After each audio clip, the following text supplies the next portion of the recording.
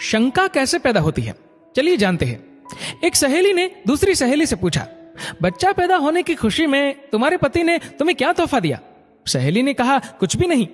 उसने फिर सवाल करते हुए पूछा कि क्या ये अच्छी बात है? क्या उसकी नजर में तुम्हारी कोई कीमत नहीं? लफ्जों का ये जहरीला बम गिराकर वह सहेली दूसरी सहेली को अपनी फिक्र में छोड़कर चलती बनी। थोड़ी देर बाद शाम के वक्त उसका पति घर आया और पत्नी का मुंह लटका हुआ पाया। फिर दोनों में झगड़ा हुआ, एक दूसरे को लानतें भेजी, मारपीट हुई और आखिर पति पत्नी में तलाक हो गया। जानते हैं प्रॉब्लम की शुरुआत कहां से हुई?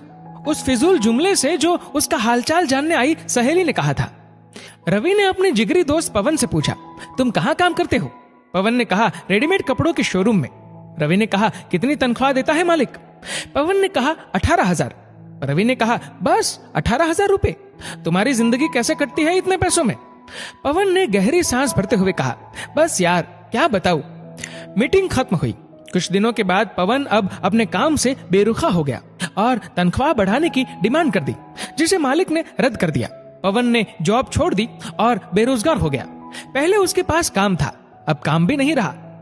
एक साहब ने एक शख्स से कहा जो अपने बेटे से अलग रहता था, तुम्हारा बेटा तुमसे बहुत कम मिलने आता है, क्या उसे तुमसे मोहब्बत नहीं रही?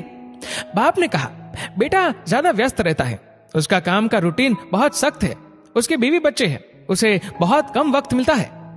पहला आदमी बोला, वाह ये क्या बात हुई, तुमने उसे पाला पोसा, उसकी हर ख्वाहिश पूरी की, अब उसको बुढ़ापे में व्यस्तता की वजह से मिलने का वक्त नहीं मिलता है, ये तो ना मिलने का बहाना है। इस बातचीत के बाद बाप के दिल में बेटे के प्रति शंका पैदा हो गई। बेटा जब भी मिलने आता वो यही सोचता रहता कि उसके पास सबके लिए वक्त है सिवाय मेरे। याद रखिए, जुबान से निकले शब्द दूसरे पर बड़ा गहरा असर डालते थे।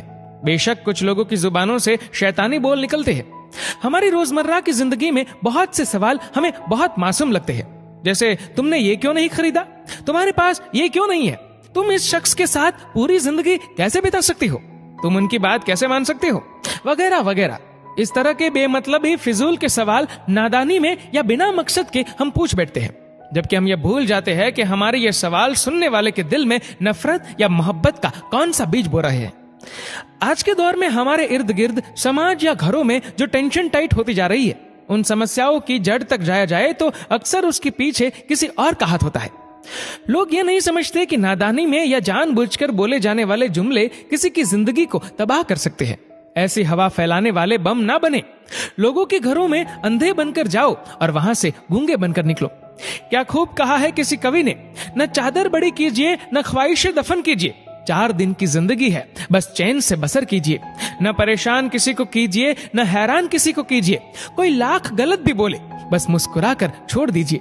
न रूठा किसी से कीजिए न झूठा वादा किसी से कीजिए, कुछ फुर्सत के पल निकालिए, कभी खुद से भी मिला कीजिए।